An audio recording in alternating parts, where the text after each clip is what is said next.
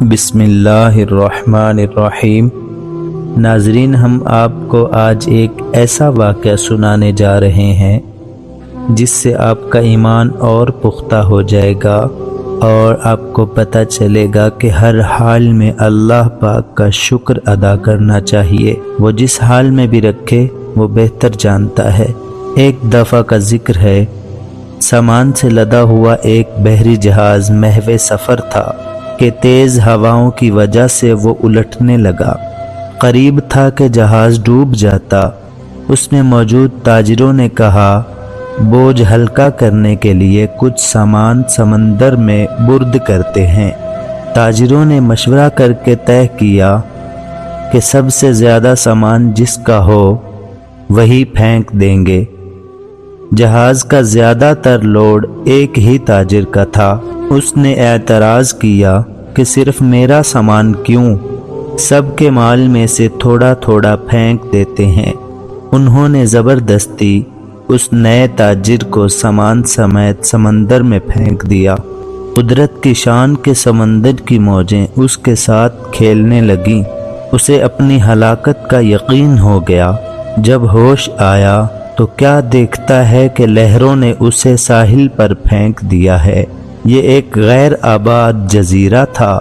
جان بچنے پر اس نے رب کا شکر ادا کیا، اپنی سانسیں بحال کی، وہاں پڑی لکڑیوں کو جمع کر کے سر چھپانے کے لیے ایک جھونپڑی سی بنائی۔ اگلے روز اسے کچھ خرگوش بھی نظر آئے۔ ان کا شکار کر کے گزر بسر کرتا رہا۔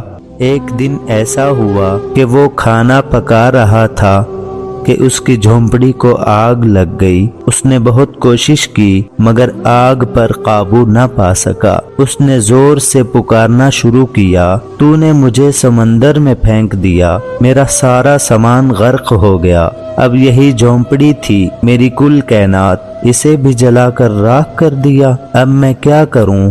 یہ شکوہ کر کے وہ خالی پیٹ سو گیا۔ صبح جاگا تو عجیب منظر تھا۔ دیکھا کہ ایک کشتی ساحل پر لگی ہے اور ملاح اسے لینے آئے ہیں۔ اس نے ملاحوں سے پوچھا کہ تمہیں میرے بارے میں کیسے پتہ چلا؟ انہوں نے جو جواب دیا اس سے تاجر حیران رہ گیا۔ ملاحوں نے کہا کہ ہمیں پتہ تھا کہ یہ جزیرہ غیر آباد ہے، لیکن دور سے دھواں اٹھتا ہوا نظر آیا تو سمجھے شاید کوئی یہاں پھنسا ہوا ہے جسے بچانا چاہیے، اس لیے ہم تمہارے پاس آئے۔ پھر تاجر نے اپنا پورا قصہ سنایا تو ملاحوں نے یہ کہہ کر اسے مزید حیران کر دیا کہ جس جہاز سے تمہیں سمندر میں پھینکا گیا وہ آگے جا کر غرق ہو گیا۔ یہ سن کر تاجر سجدے میں گر گیا، رب کا شکر ادا کرنے لگا اور کہا کہ پاک ہے وہ ذات جس نے مجھے بچانے کے لیے تاجروں کے ہاتھوں سمندر میں پھینکوایا۔ اپنے بندوں کے بارے میں وہی زیادہ جاننے والا ہے۔